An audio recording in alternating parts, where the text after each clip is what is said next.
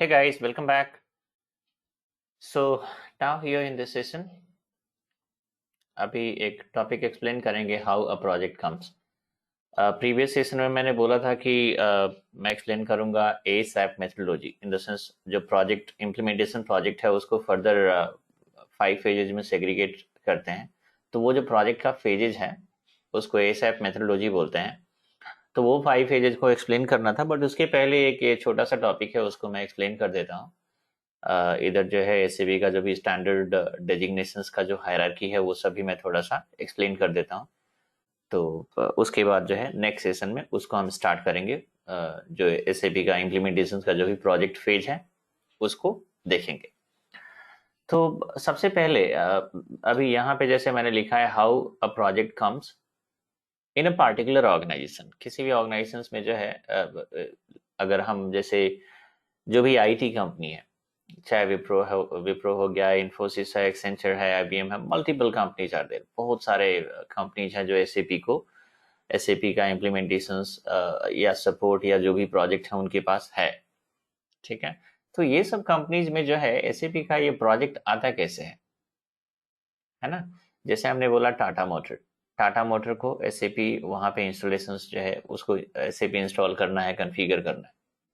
तो जाहिर सी बात है टाटा मोटर जो है वो खुद से तो कर नहीं सकते। अब किसको कांटेक्ट करेंगे, तो किसी ना किसी आईटी कंपनी को कांटेक्ट करेंगे, है ना। आईटी कंपनी को क्यों कांटेक्ट करेंगे, क्योंकि इन लोगों के पास जो है एसएपी कंसल्टेंट की टीम होती है ना।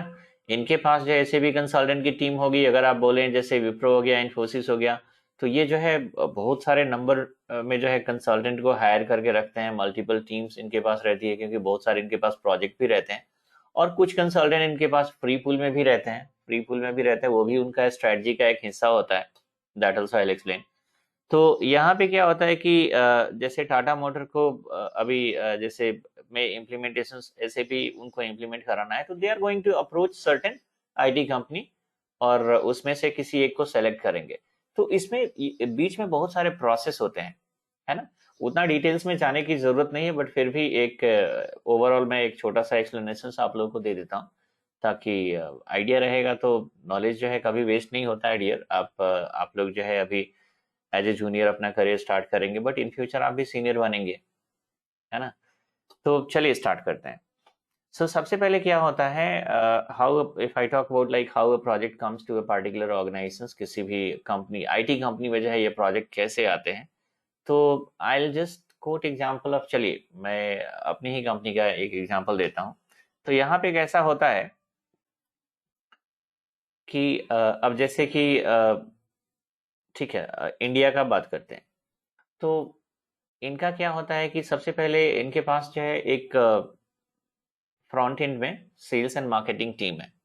ये सेल्स मार्केटिंग टीम का काम क्या है गाइस, तो ये जो है ये लोग क्या करेंगे, ये जहां जहां पे जिस भी ऑर्गेनाइजेशंस में एसएपी यूज नहीं हो रहा है, तो वो ऑर्गेनाइजेशंस क्या है, इनके लिए एक प्रोस्पेक्टिव क्लाइंट है। उनको मोटिवेट करेंगे, उनका माइंडसेट चेंज करेंगे और उनको बोलेंगे कि आप हमारा प्रोजेक्ट ये प्रोडक्ट जो है यूज करो, एसएपी यूज करो, है ना। तो एसएपी जनरली ये विप्रो या इन्फोसिस आईबीएम का प्रोडक्ट नहीं है। एसएपी तो खुद में एक कंपनी है, बहुत बड़ी कंपनी है। बट एसएपी अकेले अपने प्रोडक्ट का प्रचार प्रसार नहीं कर सकते हैं, वो एडवर्टाइजमेंट नहीं कर सकते हैं, या फिर इतने सारे क्लाइंट्स को जो है हैंडल नहीं कर सकते। तो फिर उन्होंने बहुत सारे जो है पार्टनर्स कंपनी यानी पार्टनर को पार्टनर बना लिए कि आप हमारे साथ मिलके जो है इसमें ये इम्प्लीमेंटेशन कराएं। जो भी इम्प्लीमेंटेशन का चार्जेज होगा वो आप लोग लीजिए। तो वो उनका रेवेन्यू हो गया। विप्रो जाके अगर टाटा मोटर में इम्प्लीमेंट करती है, तो फिर जो भी इनको जैसे अगर क्लाइंट की तरफ से 5 करोड़ रुपए मिले, 10 करोड़ रुपए मिले, तो वो विप्रो का जो है एक तरह से वो रेवेन्यू हो गया, है ना। एसएपी का फायदा क्या हुआ, तो उसका सॉफ्टवेयर जो है टाटा मोटर अब यूज करेगा। तो जितने भी उनको यूजर्स चाहिए उतने यूजर्स के उनको लाइसेंस लेने पड़ेंगे एसएपी से, तो उनका जो है रेवेन्यू, वैसे भी उनको भी रेवेन्यू जनरेट हो रहा है, उनको भी बेनिफिट हुआ, है ना।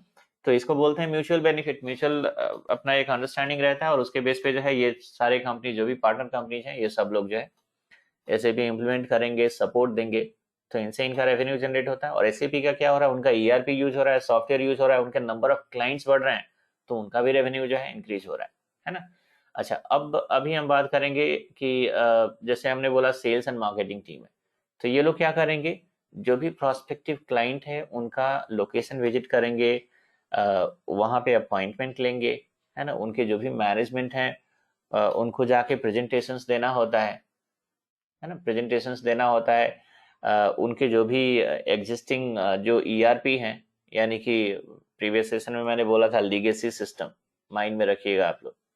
तो जो भी उनका जो एग्जिस्टिंग ईआरपी है उसके बारे में पहले से इनको पता होगा कि दे आर यूजिंग टैली या फिर क्विक बुक या फिर जो भी एक्स वाई जी, तो उसके बारे में बहुत सारा जो है वो लूप होल निकाल के रखेंगे कि इसका जो ड्रॉबैक, ये सारा सारा चीज जो है इसका ड्रॉबैक होता है, और अगर आप एसएपी यूज करेंगे तो इसमें से कोई भी ऐसा चैलेंजेज आपको एसएपी में फेस नहीं करना है ना। तो ऐसे जो है बहुत सारा प्रेजेंटेशन जो है टाइम टू टाइम दिया जाता है, और तब जाके क्लाइंट का माइंडसेट चेंज होता है, फिर उनको लगता है कि हाँ यार, अगर हमें ग्रो करना है आगे तो फिर जाहिर सी बात है कोई ना कोई एक अच्छा जो है सॉफ्टवेयर होना चाहिए, एक ईआरपी होना चाहिए।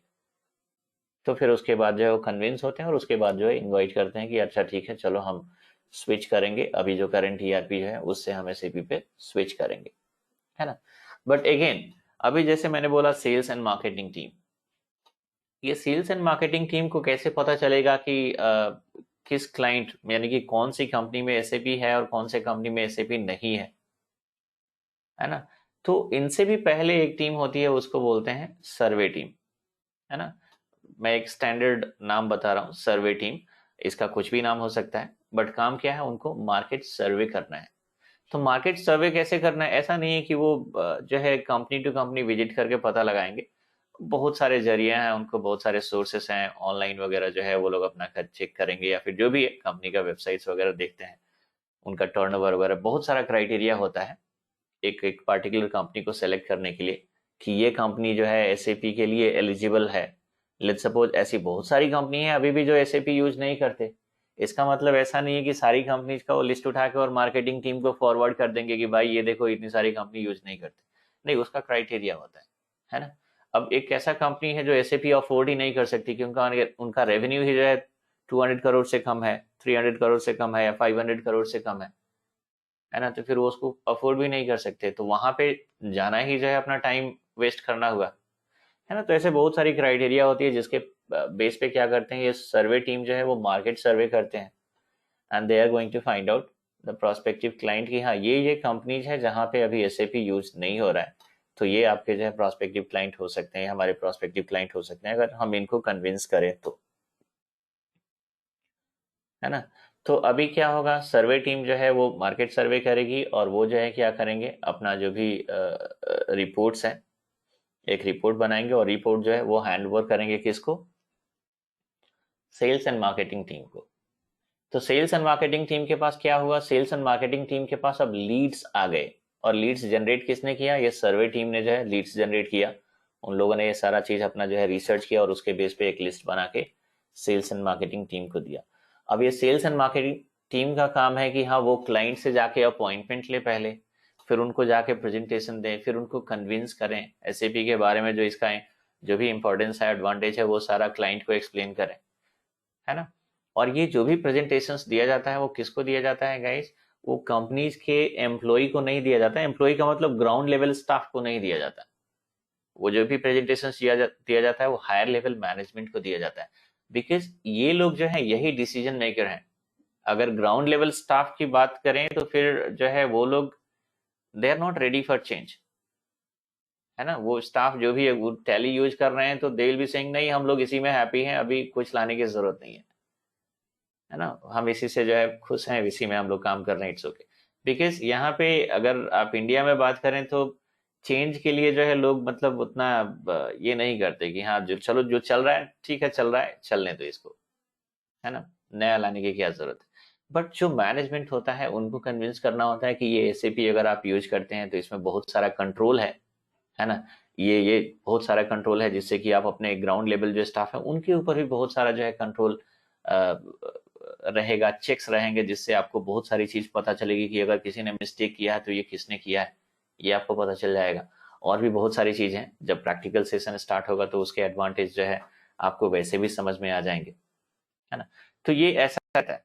अभी तो मार्केटिंग टीम क्या जाके जो है, यानी सेल्स मार्केटिंग टीम जाके क्लाइंट को कन्विंस करेंगे। ये मार्केटिंग टीम के पार्ट कौन होते हैं गाइस? ये सब एसएपी कंसल्टेंट ही होते हैं। थोड़ा सा जो स्मार्ट बंदे होते हैं, जिनका कि बढ़िया एक्सपीरियंस हो गया है ना, 10 ईयर्स से ज्यादा का अगर एक्सपीरियंस हो गया, और personality is very good. Personality doesn't mean कि उनका जो है लुक गुड होना चाहिए, नहीं। पर्सनालिटी का मतलब जो है आपका कम्युनिकेशंस वगैरह जो है अच्छा है, आपका कन्विंसिंग स्किल जो है, समझाने का तरीका जो है काफी अच्छा है ना। तो ये सब चीज जो है होना चाहिए। फिर जो है वो लोग उधर सेल्स के लिए जो है स्विच कर जाते हैं, क्योंकि सैलरी तो आपकी है ही, उसके बाद जो है इंसेंटिव यहाँ पे काफी अच्छा रहता है। और जो आपकी current salary as a consultant जो आप अर्न कर रहे हैं, उससे 2 गुना 3 गुना 4 गुना ज्यादा जो है वहां पे अर्न करने के चांसेस होते हैं। जो भी प्रोजेक्ट आता है उसके ऊपर जो है आप लोगों को, यानी कि जो भी वो लोग हैं उनको इंसेंटिव वगैरह मिलता है, और that is going to be huge, है ना। अगर 1% भी मिलता है तो वो जो डील जो फाइनलाइज होता है वो इट्स देयर इन मिलियंस, है ना। वो करोड़ में होते हैं, है ना। तो इस तरह से जो है उनका इंसेंटिव जो है काफी अच्छा रहता है। तो ओके, सो यहाँ पे जो है ये सेल्स एंड मार्केटिंग टीम के पार्ट कौन होते हैं? कंसल्टेंट होते हैं, कंसल्टेंट, और वो भी जिनका अच्छा एक्सपीरियंस है। बिकॉज अभी मैनेजमेंट क्या है, अगर आप कहीं पे प्रेजेंटेशन देने जा रहे हैं, आप एसएपी के बारे में आपको कुछ ज्यादा आइडिया नहीं है, तो फिर क्या होगा वहां पे? Client is going to ask multiple questions. उनके बहुत सारे डाउट्स रहेंगे, उसको क्लैरिफाई करना है कि हमारा ये ऐसा ऐसा प्रोसेस है, आप बताओ ये एसएपी में पॉसिबल है या नहीं। अब आप कैसे उनको बोलेंगे कि हाँ ये पॉसिबल है या नहीं पॉसिबल है, अगर आपको आइडिया ही नहीं है एसएपी का? तो दिस इज वाई जो भी ये टीम के पार्ट होते हैं वो they all are consultant. Smart लोग होते हैं, बट ऑफ कोर्स कंसल्टेंट, जिनका कि सब्जेक्ट नॉलेज काफी अच्छा होना चाहिए, है ना। तो ये ऐसा रहता है। तो सेल्स मार्केटिंग टीम जो है जाके क्लाइंट को कन्विंस करेंगे, पहले ये दूसरा चीज हो गया। अभी क्या है कि लेट्स सपोज टाटा मोटर का मैंने एग्जांपल दिया। अब टाटा मोटर जो है कन्विंस हो गए कि हाँ मुझे एसएपी जो है काफी बढ़िया है, चलो इसको यूज करते हैं। They are also pretty clever guys. वो ऐसा नहीं है कि directly they are going to invite Wipro itself, और इल्स इन्फोसिस इटसेल्फ, और इल्स आईबीएम इटसेल्फ। वो क्या करेंगे, अब वो कोटेशन इनवाइट करेंगे, क्योंकि जो सेल्स मार्केटिंग टीम विप्रो के पास है, वही सेल्स मार्केटिंग टीम जो है वैसा ही इन्फोसिस के पास भी है, वैसा ही टीसीएस के पास भी है, वैसा ही आईबीएम के पास भी है। And they are also maintaining a huge number of consultant. तो उनको भी जो है टाइम टू टाइम जो है प्रोजेक्ट मिलते रहना चाहिए, है ना, ताकि उनके कंसल्टेंट के पास हमेशा काम जो है वर्क अवेलेबल रहेगा। तो वो भी जो है time to time client location visit कर रहे हैं, वो भी उनसे जो है अपॉइंटमेंट लेके उनको जो है ये सारा प्रेजेंटेशन वगैरह दे रहे हैं। तो टाटा मोटर को तो पता है कि there are multiple player in the market. अब क्या होगा, अब वो क्या करेंगे, फिर वो जो है लेट्स सपोज कोटेशन इनवाइट करेंगे कि आप एक काम करो, हमें तो ऐसे भी इम्प्लीमेंट कराना है यहाँ पे, बट आप अपना कोटेशन सेंड करो कि आप इसके लिए कितना प्राइस चार्ज करोगे, है ना, कितने दिन में इसको इम्प्लीमेंट करके दोगे। ऐसी बहुत सारी चीजें रहती है। तो कोटेशन जो है टाटा मोटर ने इनवाइट किया, लेट्स सपोज इन्फोसिस से, टीसीएस से, एक्सेंचर से, विप्रो से, है ना, कैपजेमिनाई से।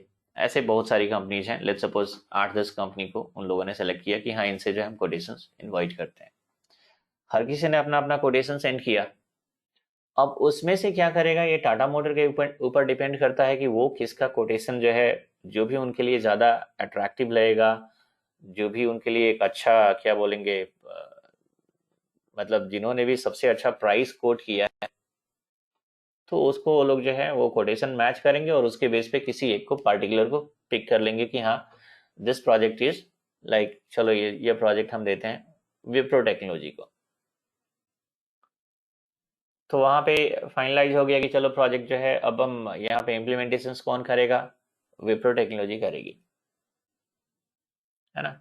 तो कंफर्मेशन आ गया विप्रो टेक्नोलॉजी के बाद कि हाँ भाई आपको जो है इम्प्लीमेंटेशन करना है, हमने आपका कोटेशन अच्छा लगा और हमने इसी को फाइनलाइज किया, इसी को सेलेक्ट किया। तो अब क्या करना है गाइस? तो ऐसा नहीं है कि जैसे उधर से क्लाइंट की तरफ से नोटिफिकेशन यानी कंफर्मेशन आया उसके बाद से ही इम्प्लीमेंटेशन स्टार्ट हो जाएगा, नहीं। उसके इन बिटवीन जो है बहुत सारे एक्टिविटीज हैं, बहुत सारे वर्क है ना।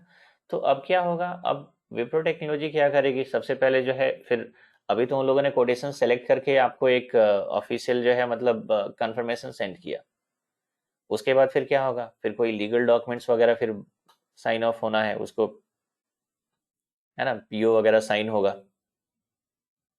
फिर क्लाइंट क्या करेंगे, कुछ टोकन मनी यानी एडवांस पेमेंट जो है वो रिलीज करेंगे, तब जाके हम बोलेंगे कि हाँ ये फाइनली प्रोजेक्ट हमें मिल गया, है ना।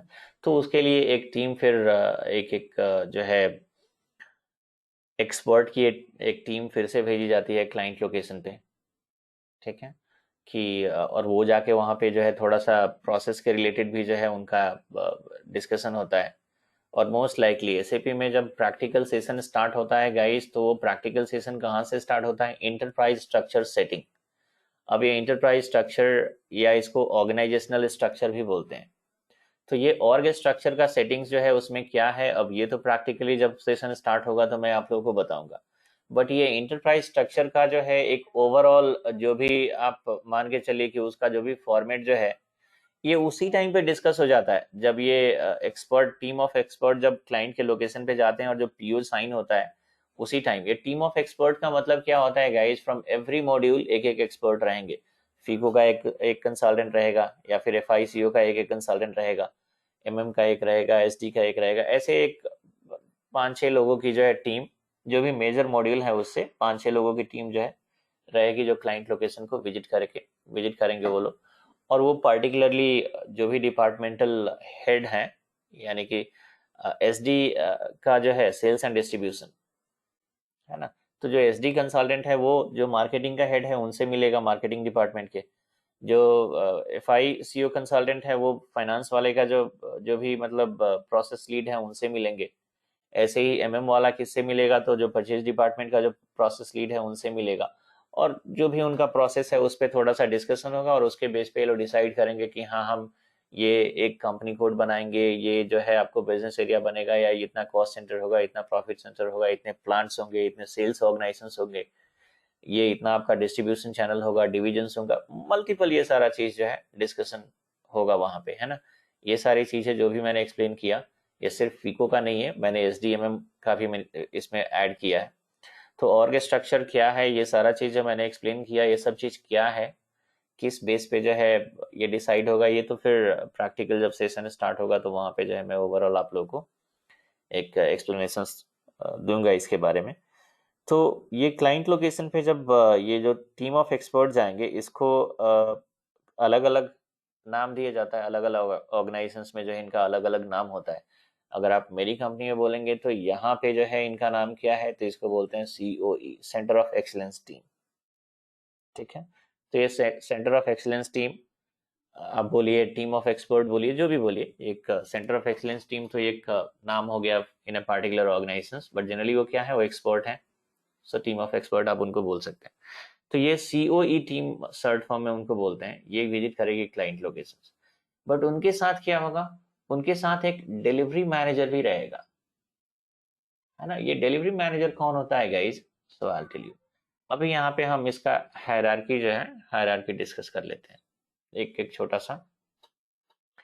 अभी क्या है कि देखिए, अभी एंटायर कंट्री जो है that is going to be segregated in 5 zone, 5 zone में। कंट्री इंडिया काफी बड़ा कंट्री है गाइस, है ना। तो यहाँ पे जो है अभी एंटायर कंट्री को हमने 5 जोन में सेग्रीगेट किया, उसको डिवाइड कर दिया। अब north zone, south zone, east, west and central, हर जोन में क्या होगा, एक एक जोनल हेड होता है। हर जोन में एक एक जोनल हेड होगा, है ना। कंट्री लेवल पे एक कंट्री हेड रहेगा। उसके बाद जो है एक, इस कंट्री में हमने कंट्री को, एंटायर कंट्री को 5 जोन में डिवाइड कर दिया, तो एक एक जोनल हेड हो गए। उसी जोनल हेड को क्या कहेंगे, फिर डिलीवरी हेड भी बोलिए या फिर डिलीवरी मैनेजर भी आप बोल सकते हैं, ठीक है। तो अभी हर जोन में जो है अलग अलग स्टेट है। अगर आप साउथ जोन में बात करेंगे तो फिर आपको तमिलनाडु आ गया, तेलंगाना आ गया, केरला आ गया, कर्नाटका आ गया, है ना।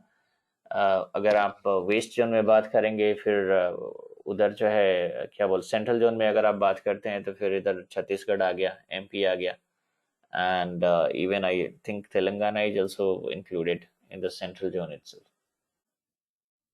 है ना। अच्छा, उसके बाद जो है आप नॉर्थ में फिर वैसे ही जो है बहुत सारे स्टेट आ जाएंगे। दिल्ली हो गया, फिर आपका यूपी हो गया, पंजाब हो गया, हरियाणा हो गया, है ना, ऐसे करके। और ऐसे ही जो ईस्ट में और वेस्ट में भी जो है आपके ये अलग अलग स्टेट्स जो है आएंगे। अच्छा, ओके। सो आई थिंक बीच में थोड़ा सा सिस्टम हैंग हो जा रहा है guys, so in between like ये मेरे ख्याल से जो है गैप भी आ जा रहा है। एनीवे, सो ये मैंने एक्सप्लेन किया, ये जो भी है north zone, south zone, west zone जो है या ईस्ट जोन, सब में कुछ कुछ स्टेट आता है। वेस्ट जोन का अगर आप बात करें तो क्या आ जाएगा आपका जो है, जो भी गुजरात हो जाएगा उसमें, महाराष्ट्र हो जाएगा उसमें, है ना, राजस्थान हो जाएगा उसमें, ऐसे करके। तो ये जो है 5 जोन है, वो 5 के लिए अलग अलग जो है एक एक जोनल मैनेजर या डिलीवरी मैनेजर बोलिए, या फिर जोनल हेड बोलिए, डिलीवरी हेड बोलिए, सब एक ही है, ये रहेगा। और अभी क्या है कि लेट्स सपोज अब प्रोजेक्ट जो है, जो टाटा मोटर का जो भी लेट्स सपोज कॉर्पोरेट ऑफिस है इन न्यू दिल्ली, तो फिर क्या होगा वहाँ जो नॉर्थ का जो भी डिलीवरी मैनेजर होंगे या नॉर्थ के जो जोनल हेड होंगे, वो जो है सीओई टीम के साथ वो जाएंगे वहाँ पे, क्लाइंट लोकेशन को जो है विजिट करेंगे, और फिर वहाँ पे जो भी टर्म्स एंड कंडीशंस है वो क्लाइंट के साथ डिस्कस किया जाएगा, है ना। बहुत सारे टर्म्स एंड कंडीशंस डिस्कस होते हैं guys, because client will tell कि मुझे ये प्रोजेक्ट इतने दिन में चाहिए। अब इनके साथ एक्सपर्ट गए हुए हैं, तो वो टीम वो उनका जो है मतलब कंपनी का साइज वगैरह देख के फिर वो बताएंगे कि हाँ भाई ये बड़ी कंपनी है, तो इसको हम कितने दिन में इम्प्लीमेंटेशन कर सकते हैं, है ना। और कितना बड़ा टीम होना चाहिए, मतलब कंसल्टेंट का कितने कंसल्टेंट इसके लिए, अगर लेट्स सपोज अगर हम एक 40 कंसल्टेंट का टीम रखते हैं तो ये कितने दिन में इम्प्लीमेंट करके दे सकते हैं। अगर हम टीम साइज बढ़ाते हैं तो कितना दिन में इम्प्लीमेंट हो सकता है। क्लाइंट अपनी तरफ से बोलेगा कि नहीं हमें इतने दिन में ही चाहिए, है ना। तो ये सब चीज नेगोशिएट होता है वहां पे कि नहीं आपको जो है हम 8 मंथ में प्रोजेक्ट हैंड ओवर कर देंगे, है ना। तो ये चीज जो है होगा। उसके अलावा जो है ऑफ कोर्स मनी वगैरह जो भी है वो फिर अमाउंट तो ऑलरेडी उन लोगों ने अग्रीड कर लिया जब कोटेशन सेंड किया गया था उसी टाइम पे, है ना, उतना पे वो अग्रीड है। बट वो अमाउंट जो है फिर कितने फेजेज में वो रिलीज करेंगे ये भी डिस्कस होगा। इसके बाद लेट्स सपोज क्लाइंट और ये जो भी कंसल्टेंट्स हैं दोनों ने मिलकर एक डेडलाइन डिसाइड किया कि हाँ 8 मंथ में जो है प्रोजेक्ट डिलीवर हो जाएगा, यानी कि आफ्टर 8 मंथ जो है आप लोग एसएपी यूज करने लगेंगे। तो इन बिटवीन अगर प्रोजेक्ट किसी रीजन से अगर वो फेल होता है, फेल होने का मतलब क्या है, फेल होने का मतलब जो हमें डेडलाइन मिला, यानी कि जो हमने प्रॉमिस किया कि 8 मंथ में डिलीवर करेंगे, अगर हमने डिलीवर नहीं किया, काइंड ऑफ फेल्यूर। उस केस में फिर क्या होगा, क्लाइंट का नुकसान है। तो क्लाइंट बोलेगा कि भाई हम तो पेनल्टी लगाएंगे फिर आप पे, है ना। तो जो जो भी ओवरऑल प्रोजेक्ट का अमाउंट है, ओवरऑल जो प्रोजेक्ट का जो अमाउंट हमने कोट किया है या फिर क्लाइंट ने जिस अमाउंट को एक्सेप्ट किया, उसके ऊपर फिर से वो बोलेंगे कि हाँ चलो ठीक है हम इतना परसेंट काट लेंगे, नहीं देंगे आपको, है ना। और जनरली क्या होता है रियल टाइम में ऐसी बहुत सारी चीजें होती हैं जो कि अभी जैसे यहाँ पे हमने एक एक प्रोसेस एक्सप्लेन कर रहे हैं ना। जब रियल टाइम में इम्प्लीमेंटेशन होता है तो वहां पे वो क्लाइंट के ऊपर रहता है ना। क्लाइंट उसको कट भी कर लेता है, या फिर कभी कभी क्या होता है कि उनका 2-3 नया रिक्वायरमेंट आ जाता है इन बिटवीन, तो बोलेंगे कि चलो ठीक है ये पेनाल्टी का जो भी अमाउंट है हम उसको कट नहीं करेंगे, आप ये काम करो ये 3-4 जो है इसको भी मैप करके एसएपी में दे दो, ठीक है। तो वो रियल टाइम में जब ये होता है तो वहां पे जो है म्यूचुअल अंडरस्टैंडिंग रहती है लोगों की, और वो सब जो है वहां पे वो करके फिर देते हैं। तो एनीवे कंट्री लेवल पे जो है एक कंट्री हेड रहेगा, उसके बाद जो है कंट्री 5 जो है जोन में डिवाइड हुआ, फिर जोनल हेड हो जाएंगे, है ना। और ये जोनल हेड जो है ये सेंटर ऑफ एक्सीलेंस टीम के साथ जाके और फिर क्या करेंगे, फिर जब वहाँ क्लाइंट से ये सारा डिस्कस करेंगे, पीओ वगैरह साइन होगा, फिर टोकन अमाउंट यानी कि एडवांस अमाउंट जो है वो क्लाइंट कुछ पे करेंगे, फिर उसको ये लोग लेंगे, है ना। उसके बाद क्या हुआ, प्रोजेक्ट किसको हैंड ओवर हो गया गाइस। अब वो प्रोजेक्ट किसके हाथ में आ गया, तो ये डिलीवरी मैनेजर या जोनल हेड जो मैंने बोला इनके हाथ में आ गया। अब ये जोनल हेड क्या करेंगे, अब इनको अपॉइंट करना है एक प्रोजेक्ट मैनेजर को, बिकॉज एक जोन में जो है मल्टीपल एक एक जोनल हेड है, एक डिलीवरी मैनेजर है, उनके अंदर तो बहुत सारा प्रोजेक्ट रन कर रहा है। 4 प्रोजेक्ट हैं, 5 प्रोजेक्ट हैं, 10 प्रोजेक्ट हैं, तो he can not handle each and every project alone, है ना, अकेले तो हैंडल कर नहीं सकते हैं। तो फिर ये क्या करेंगे, एक एक प्रोजेक्ट मैनेजर को अपॉइंट करेंगे और बोलेंगे ये लो भाई, अब मैं अपना हेडेक जो है मैंने आपको ट्रांसफर कर दिया, अब आपको ये प्रोजेक्ट जो है सक्सेसफुली इंप्लीमेंट कराना है और टाइम टू टाइम आपको जो है इसका प्रोग्रेस का जो है आपको अपडेट मुझे करते रहना है ना। तो ये हायरार्की हो गया एक तरह से, प्रोजेक्ट मैनेजर जो है किसको रिपोर्ट कर रहे हैं, फिर वो जोनल हेड को या डिलीवरी मैनेजर को रिपोर्ट करेंगे। अब ये जोनल हेड जो है वो किसको रिपोर्ट करेंगे, तो कंट्री हेड को करेंगे, है ना। तो अगर हम हायरार्की का बात बोलते हैं, अभी जैसे मैंने हायरार्की बोला, डेजिग्नेशंस वगैरह जो भी है, फिर एसएपी में जो है, look at here SAP designations hierarchy. तो ये देखिए यहाँ पे ये नीचे से ऊपर जा रहा है या फिर ऊपर से नीचे। सबसे पहले क्या होंगे, कंट्री हेड, उसके बाद ये डिलीवरी हेड, डिलीवरी मैनेजर या जोनल हेड जो भी आप बोले, है ना, उनसे नीचे प्रोजेक्ट मैनेजर, उसके बाद फिर उनसे नीचे क्या होगा, सीनियर कंसल्टेंट होगा। कभी कभी क्या होता है गाइज, अगर प्रोजेक्ट काफी बड़ा है, काफी बड़ा क्लाइंट है ना, जैसे यूनिलीवर हो गया, तो ये बहुत बड़ी ऑर्गेनाइजेशन है, they are having operations in in several countries. या फिर आप जीई हो गया, जनरल इलेक्ट्रिक या जनरल मोटर, या फिर और भी बहुत सारी बड़ी बड़ी कंपनीज हैं, है ना। तो फिर इसमें क्या होगा, प्रोजेक्ट मैनेजर एक होगा, बट उनके वो प्रोजेक्ट काफी बड़ा है, तो उसमें बहुत सारे जो है छोटे छोटे टीम में डिवाइड कर दिया जाता है, और हर टीम के लिए एक एक क्या होगा, फिर टीम लीड भी होगा। तो इन बिटवीन प्रोजेक्ट मैनेजर और सीनियर कंसल्टेंट अभी क्या होता है, एक टीम लीड भी आ जाएगा बीच में। वो डिपेंड करता है सिचुएशन के ऊपर, सिचुएशन अगर ऐसा बनता है तो फिर टीम लीड होगा, और नहीं तो नहीं होगा। अभी टाटा मोटर जो है ये कोई बहुत बड़ा इम्प्लीमेंटेशन नहीं है, it can be finished in let's suppose 8-9 month, है ना। एक 40 कंसल्टेंट की टीम है जो कि अकेले प्रोजेक्ट मैनेजर हैंडल कर सकते हैं, इसके लिए जो है फिर टीम लीड की जरूरत नहीं है ना। और उनसे नीचे सीनियर कंसल्टेंट से नीचे क्या होगा, फिर एसोसिएट कंसल्टेंट रहेगा, फिर उसके नीचे जो है ट्रेनिंग कंसल्टेंट रहेगा, है ना। बट अगेन आपके माइंड में ये आ रहा होगा कि ट्रेनिंग कंसल्टेंट जो है कितना से कितना ईयर्स के बीच में हो सकते हैं, एसोसिएट कंसल्टेंट का एक्सपीरियंस कितना होना चाहिए। तो एक मैं आपको एक रफ आइडिया दे देता हूँ, क्योंकि रियल प्रैक्टिकल में जो है बहुत सारी चीज होती हैं गाइस, है ना। अभी आप टोटली एब्सोल्युटली अगर आप फ्रेशर हैं, आप किसी और डोमेन में हैं, और उधर से अगर आपको एसएपी पे स्विच करना है, तो फिर क्या होगा, आपका जो डेजिग्नेशन होगा वो ट्रेनिंग कंसल्टेंट ही रहेगा, क्योंकि आपको एसएपी का कुछ आइडिया नहीं है। अब आपको एसएपी सीखना है,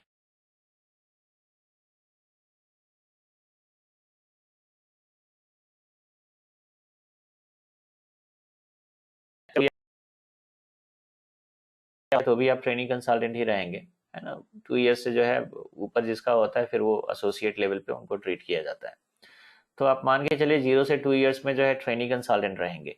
एसोसिएट का क्या रहेगा, 2 से 5 ईयर्स तक जो है एसोसिएट कंसल्टेंट रहेंगे, और उसके बाद फिर क्या होगा, 5 से 10 में मान लीजिए कंसल्टेंट हो जाएंगे, 10+ जो है वो प्रोजेक्ट मैनेजर, कंट्री हेड और डिलीवरी हेड जो भी है, ये सब 10+ में रहेंगे, है ना। तो 10+ में अब आपको लगता होगा कि डिलीवरी हेड जो है उसका 15 ईयर्स का एक्सपीरियंस होना चाहिए, और कंट्री हेड का जो है 3 ईयर्स का फिर एक्सपीरियंस होना चाहिए। नहीं, ऐसा नहीं है। कंट्री हेड बनने के लिए, डिलीवरी हेड बनने के लिए जो है आपके पास एसएपी का स्किल और एक्सपोजर तो होना ही चाहिए, वो एक्सपीरियंस तो होना चाहिए। उसके अलावा बहुत सारी अदर स्किल्स भी होने चाहिए आपको आगे बढ़ने हैं तो।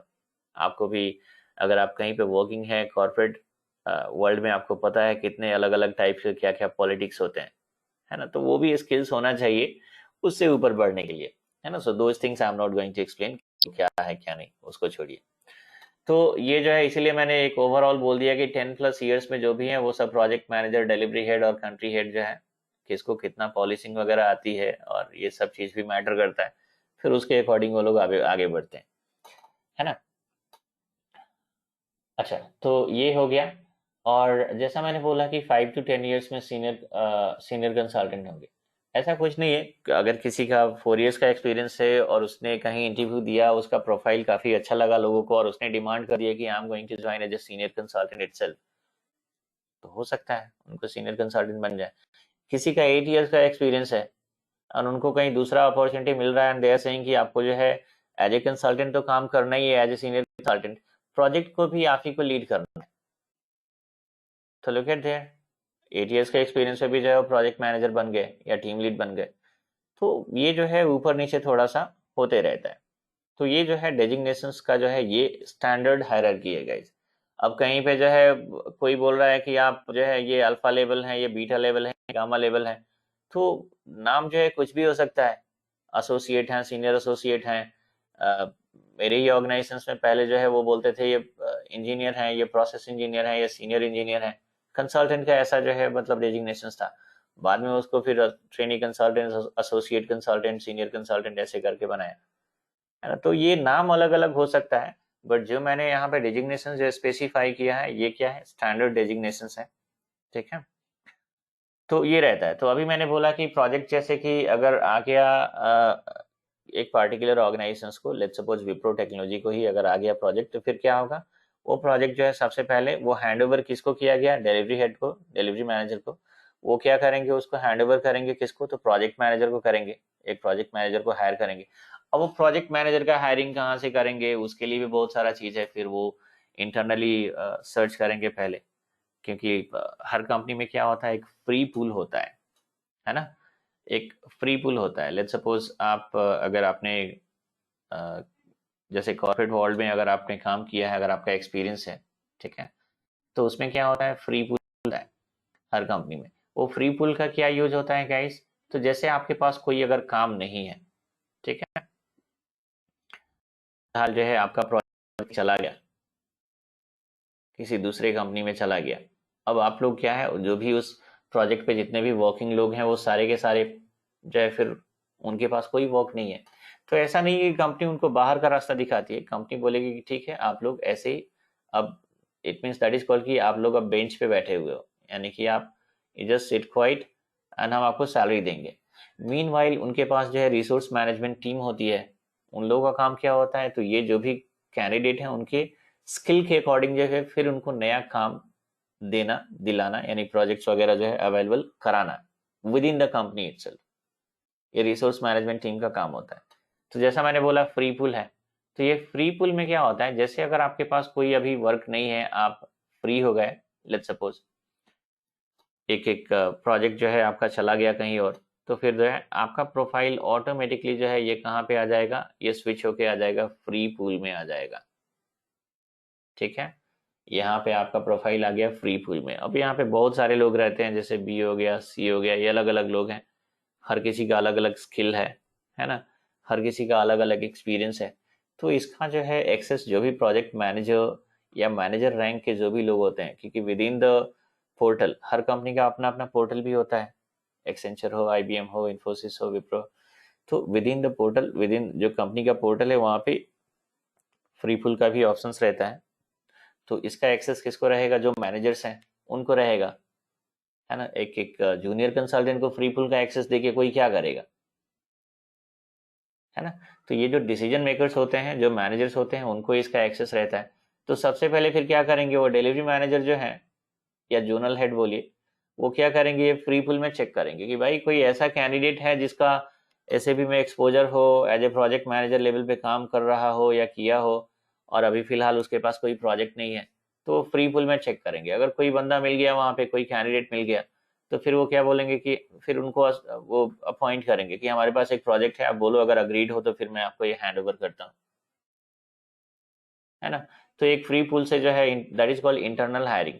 और फिर उसके बाद क्या होता है, एक्सटर्नल हायरिंग भी होती है। एक्सटर्नल अगर फ्री पूल में कोई बंदा नहीं मिला, कोई कैंडिडेट नहीं मिला, तो फिर क्या होगा, एक्सटर्नली फिर सर्च करेंगे। फिर जॉब पोर्टल्स जो है उधर से सर्च होगा, उधर से they are going to hire somebody. So ये क्या होगा, प्रोजेक्ट मैनेजर की हायरिंग होगी, फिर उसके बाद वो डिलीवरी हेड जो भी हैं वो क्या करेंगे, अब ये प्रोजेक्ट जो है ऑफिशियली प्रोजेक्ट मैनेजर को हैंड ओवर कर देंगे कि ये लो भाई, आज से ये तुम्हारा हेडेक हो गया।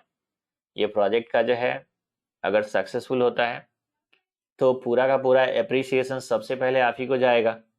अगर प्रोजेक्ट जो है अनसक्सेसफुल होता है तो उसका फिर डेप्रिसिएशन जो है वो भी पहले किसको जाता है, that credit also goes to the project manager itself, है ना।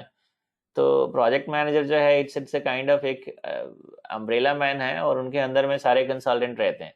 तो अगर गड़बड़ होता है तो जो भी उसका जो भी है, मतलब हिंदी में क्या बोलते हैं, गाज गिरना है ना, जिसका मतलब जो भी उनका ये है वो किस पे जाएगा, वो प्रोजेक्ट मैनेजर पे ही जाएगा। बाकी कंसल्टेंट तो उनके छतरी के अंदर पूरे खड़े हैं, है ना। चलो ठीक है, ये प्रोजेक्ट फिनिश हुआ, फिर किसी और प्रोजेक्ट में चले जाएंगे। बट प्रोजेक्ट मैनेजर का कहीं ना कहीं फिर उसमें जो है, क्योंकि मैनेजमेंट का जो है मतलब आप किस लेवल पे मैनेज किए कि ये प्रोजेक्ट डिले हो गया, है ना। आपको क्लाइंट से जो है ये कोऑपरेट करना था, कोऑर्डिनेट करना था, आपको इसी के लिए रखा गया था, है ना। बट जनरली ऐसा होता नहीं, बहुत रेयरली ऐसा होता है। और होता भी है तो ऐसा कुछ नहीं कि हमारी तरफ से ही कमी रहती है, क्लाइंट की तरफ से जो है बहुत सारी चीजें रहती है। आपका लेट्स सपोज क्लाइंट की तरफ से जो है, अगर आपका कोर टीम मेंबर अगर सही से आपको जो है मतलब जो रिक्वायरमेंट आपको है वो अगर अवेलेबल नहीं करा रहा है ना। अब यहाँ पे मैंने एक वर्ड बोल दिया, कोर टीम मेंबर, CTM। ये क्या है, तो इसको मैं बताऊंगा in details in upcoming session, जब वो टाइप्स ऑफ प्रोजेक्ट का जो फेजेज है उसको मैं बताऊंगा। तो वहां पे फिर मैं फिर से ये CTM जो है ये आएगा इन पिक्चर, तो वो मैं आपको एक्सप्लेन करूंगा। तो क्लाइंट की तरफ से अगर आपको जो भी आपका रिक्वायरमेंट है, आप उनसे कुछ इंफॉर्मेशन लेना है, अगर वो टाइम पे नहीं आ रहा है तो डिले होगा प्रोजेक्ट में, है ना। तो इसी के चलते क्या होता है, एक प्रोजेक्ट जो है, प्रोजेक्ट मैनेजर तो यहाँ IT कंपनी की तरफ से रहेंगे ही रहेंगे, और इवन प्रोजेक्ट मैनेजर जो है क्लाइंट की तरफ से भी रहता है ना। तो फिर ताकि अगर कुछ ऐसा डिले होता है तो जो IT कंपनी के जो प्रोजेक्ट मैनेजर हैं, यानी विप्रो टेक्नोलॉजी के जो प्रोजेक्ट मैनेजर हैं, वो कांटेक्ट करेंगे फिर टाटा मोटर के उधर से, जो उनके तरफ से जो प्रोजेक्ट को देख रहे हैं, फिर उनसे कांटेक्ट करके बोलेंगे कि हाँ आपका कोऑपरेशन जो है, कोऑर्डिनेशन जो है आपका, ये इस टीम का जो CTM है वो अच्छा से कोऑर्डिनेट नहीं कर रहा है, तो फिर उसको वो चेंज करेंगे वो लोग। ऐसे बहुत सारी चीजें हैं जो कि अब उतना डिटेल में एक्सप्लेन करेंगे, it is going to take too much time. हो सकता है आपको भी उतना इंटरेस्ट फिर बाद में नहीं आए ये सब चीज सुनने में। So let me wrap up, यहीं पे मैं रैप अप करता हूँ इसको। तो ये क्या होगा, कहीं से चाहे इंटरनली या एक्सटर्नली जो है प्रोजेक्ट मैनेजर को हायर किया जाता है, फिर उसको जो है वो प्रोजेक्ट हैंड ओवर किया जाता है। और उसके बाद क्या होता है गाइस, अब ये प्रोजेक्ट मैनेजर की रिस्पॉन्सिबिलिटी होती है कि उनको क्या करना है, पहले एक टीम बनाना है ना। अब वो टीम में कौन कौन लोग होंगे, ये टीम का साइज क्या होगा, है ना, ये सारा चीज प्रोजेक्ट मैनेजर को ही डिसाइड करना है। ठीक है। तो यहां से क्या होता है, जैसे प्रोजेक्ट हैंड ओवर कर दिया गया प्रोजेक्ट मैनेजर को, फिर वहां से क्या होता है, ये प्रोजेक्ट का फेज स्टार्ट होता है। क्योंकि क्लाइंट बोलेगा कि ठीक है, आपने अग्रीड कर लिया कि हम 8 महीने में जो है आपको डिलीवर कर देंगे ये प्रोजेक्ट, है ना। बट वो 8 मंथ का जो डेडलाइन जो है, यानी काउंटडाउन जो है, वो कहाँ से स्टार्ट होगा, कब से स्टार्ट होगा, आज से स्टार्ट होगा, या 1 महीने के बाद से होगा, या 15 डेज के बाद से होगा, है ना, ये आप मुझे बताओ। तो वहीं पे डिस्कस होगा कि अभी जो है आपका प्रोजेक्ट तो अभी अभी हमने मतलब ये साइन ऑफ हुआ, ये सब कुछ हुआ, है ना। अभी हमें एक प्रोजेक्ट मैनेजर इसके लिए ढूंढना है। तो most likely we are going to find out in 10 days 12 days, जो भी है इसमें हम अपना जो भी हम कर लेंगे। सो जब हम ये प्रोजेक्ट अपने प्रोजेक्ट मैनेजर को हैंड ओवर कर देंगे, और जैसे हम हैंड ओवर करेंगे तो फिर प्रोजेक्ट मैनेजर आपसे कॉन्टेक्ट करेंगे, है ना। तो वहां से जो है आपका काउंटडाउन स्टार्ट हो जाएगा, क्योंकि हमने एक प्रोजेक्ट मैनेजर को एक डेजिग्नेट कर दिया, इस प्रोजेक्ट को जो है हैंड ओवर कर दिया उनको। अब आप अपना जो है 8 मंथ वाला काउंटडाउन है, आप वहां से स्टार्ट कर सकते हैं। तो जैसे वो काउंटडाउन स्टार्ट हो गया 8 मंथ का, इसका मतलब वहां से जो है प्रोजेक्ट का फेज स्टार्ट हो जाता है ना। वो इम्प्लीमेंटेशन फेज जो भी है, वो 5 फेजेस जो मैंने बोला था, वो 5 फेज वही से स्टार्ट हो जाता है। अब ये 5 फेजेस में कौन कौन से फेजेज हैं, ये हर फेज में कौन कौन सा एक्टिविटी परफॉर्म किया जाता है, ये सारा चीज भी आप लोगों को पता होना चाहिए, है ना। तो वो सारा चीज जो है मैं डिटेल में एक्सप्लेन करूंगा, जो कि 1 बाय 1 हर फेज में क्या क्या एक्टिविटी होते हैं वो सारा चीज मैं इन डिटेल्स जो है आपको एक्सप्लेन करूंगा। So that is going to be explained in next session.